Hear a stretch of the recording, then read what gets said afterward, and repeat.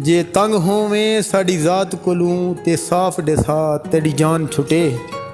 रब तू मंगी जाया नहीं थींदी, मंग देख दुआ तेरी जान छुटे।